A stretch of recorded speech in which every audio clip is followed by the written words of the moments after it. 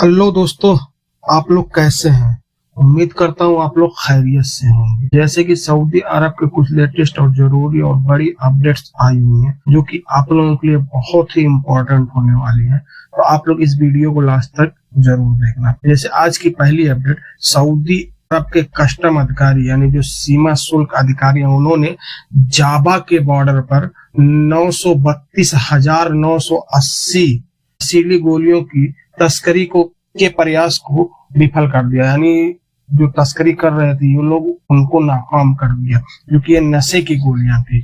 और ये जो स्मगलर थे, ये लोग ये नशे की गोलियों की जो खेप थी वो लोग इस तरह से डिजाइन किए थे कि लोग सोचेंगे कि मतलब कैसे कैसे लोग दिमाग लाते हैं। तो वो लोग अनार जो होता है, अनार के अंदर का पूरा माल निकाल के उसके अंदर गोलियां छिपा दिए थे, उसके बाद अनार को पैक कर दिए थे, तो उसमें लेके जा रहे थे। कस्टम अधिकारियों ने बताया है कि जब हमें शक हुआ कि नहीं इसमें कुछ, तो हमने खोल के देखा कि इसमें नशे की गोलियां थी। तो वहां के अधिकारियों ने बताया है कि अगर सऊदी अरब के किसी भी बॉर्डर से कोई भी स्मगलर इस तरह से नशे का सामान लेके अगर जाने की कोशिश करा तो उसकी कोशिश को हम हमेशा के लिए नाकाम कर देंगे, क्योंकि हमारी सऊदी अरब के हर बॉर्डर पे, चाहे वो जो बॉर्डर हो, एयरपोर्ट हो, बॉर्डर हो, हमारी हर जगह चप्पे चप्पे पे नजर है। तो जितने भी स्मगलर हैं ये लोग संभल जाए, नहीं तो सऊदी अरब में आप लोगों को पता है कि स्मगलिंग करने के जुर्म में आपके साथ कड़ी से कड़ी सजा दी जाती है। अगली अपडेट, हम जो परदेसी भाई गल्फ में रहते हैं इनके लिए खास अपडेट्स है।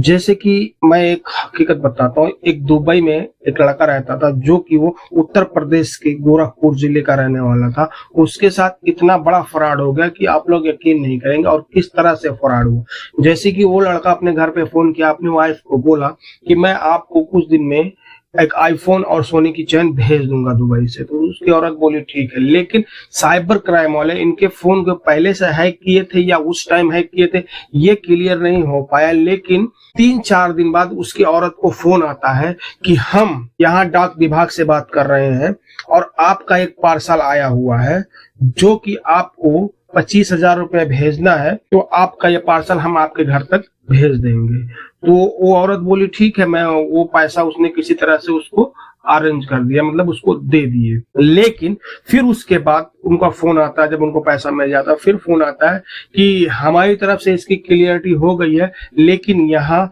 कस्टम वालों ने रोक दिया है, जो कि उसमें सोना है और आईफोन है। तो वो औरत बोली कि अभी हमें क्या करना होगा। तो वो बोले कि 35,000 और भेज दीजिए, उसके बाद ये कस्टम वाले आपका सामान आपके घर पे भेज देंगे, नहीं तो ये सामान जब्त कर लेंगे।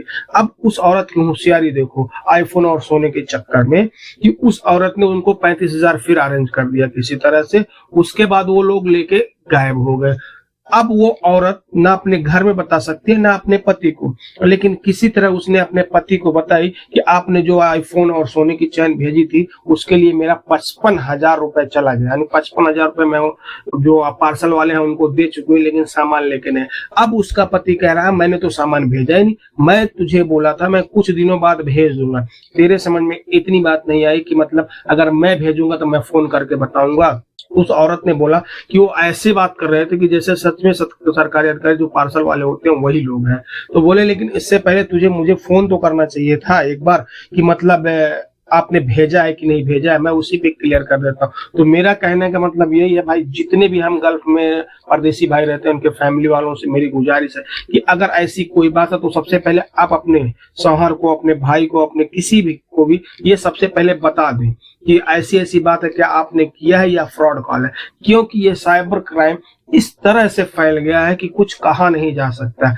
अब एक छोटी सी गलती के लिए उस औरत ने अगर फोन करके अपने पति को पूछ ली होती कि मतलब आपने भेजा है कि नहीं भेजा, तो उसने क्लियर कर दिया होता तो उसका 55,000 रुपया नहीं जाता। लेकिन साइबर जो क्राइम करते हैं ये लोग किस तरह से साइबर आपके साथ कर देंगे, धोखा कर देंगे कि किसी को भी पता नहीं चलेगा वो कहां से आपको मतलब लूट रहे हैं, चाहे जिस तरीके से, क्योंकि इनके पास इतने ज्यादा दिमाग है कि वो लोग कुछ भी कर सकते हैं। तो जिस जिस तरह से उनका फोन हैक करके हुआ, तो ऐसा आपके साथ भी हो सकता है। तो आप लोग सतर्क रहें। मेरा कहने का मतलब है कि आप लोग सतर्क हो जाएं, नहीं तो आपके साथ भी ऐसा धोखा हो जाए। अगर आपके साथ ऐसी कोई घटना होती है, आप अपने फैमिली में ही सबसे पहले बोलने की, तू कोई भी चीज करने से पहले मुझसे बात करना, उसके बाद आगे तो कुछ करना जब जो मैं बोलूंगा। क्योंकि जब आप ऐसा ताकीद किए रहेंगे अपने घर में, तो वो लोग भी होशियार रहेंगे, साइबर क्राइम कम हो जाएगा। अगली अपडेट सऊदी अरब के जनशक्ति और समाज कल्याण मंत्रालय की तरफ से आ रही है,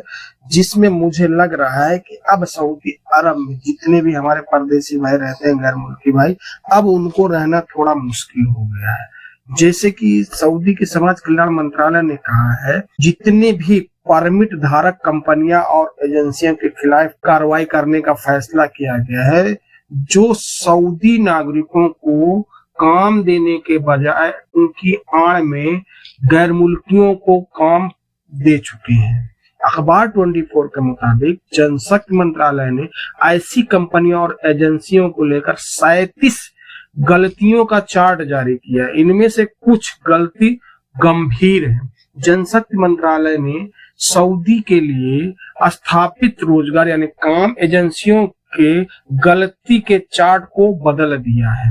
मंत्रालय ने कंपनी और एजेंसियों से परमिट प्राप्त करने के 6 महीने बाद, यानी 6 महीने के अंदर, जब आप कंपनी खोल रहे हैं उसके जब आपको परमिट मिल जाए, उसमें 6 महीने के भीतर ई वेबसाइट करने को कहा। यानी आप अपना एक ई वेबसाइट जिसमें अपना जो जिसका है वो कंपनी यानी कपिल जो उसका है, उसके साथ आपका काम क्या है, उसमें पूरा रिकॉर्ड बताएं और आपके पास कौन कौन काम कर रहा है, यानी इसमें विदेशी कितने हैं, सऊदी कितने हैं, या कहाँ के लोग हैं, इनमें उन सब का नाम डिटेल दें।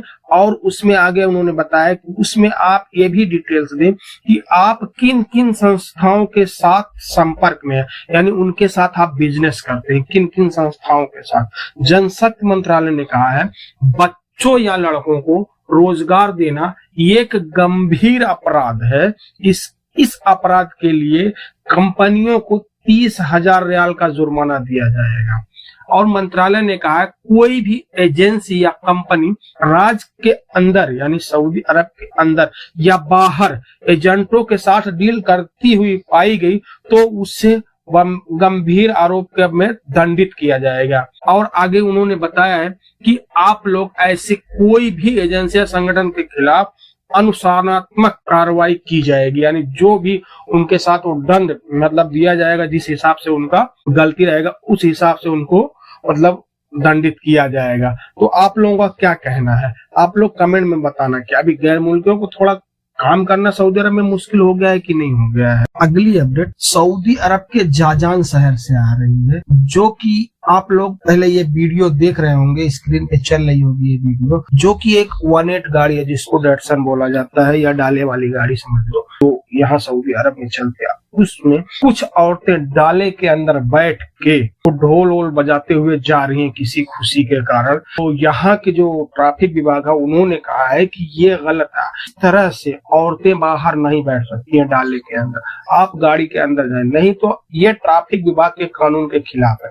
कि अगर बाई चांस आप ढोलक बजाते हुए या मस्ती करते हुए जा रहे हैं, कोई भी हुआ चाहे वो मर्द हो औरत हो, ये जा रहा है सामने वाले रोड से जा रहे हैं तो उनका ध्यान आपके ऊपर हो जाएगा और गाड़ियां एक्सीडेंट होने के चांसेस ज्यादा हो जाएंगे। तो उसमें जो महकमा ट्रैफिक ने कहा है ऐसा अगर कोई भी करते हुए पाया जाएगा तो उसके ऊपर दंड दिया जाएगा, यानी उसके ऊपर फाइन लग जाएगी। तो जितने भी भाई सऊदी अरब में रहते हैं, चाहे वो गैर मुल्क हो या सऊदी कोई भी, तो अगर आप लोगों के साथ ऐसा होता तो आप लोग ना करें, क्योंकि आपको वीडियो में पूरी समझ में आ ही गई होगी कि मतलब आप लोग ये वीडियो में क्या देख रहे हैं। तो बस आज के लिए इतना ही, फिर मिलेंगे इंशाल्लाह किसी नेक्स्ट वीडियो में, तब तक के लिए अल्लाह हाफिज।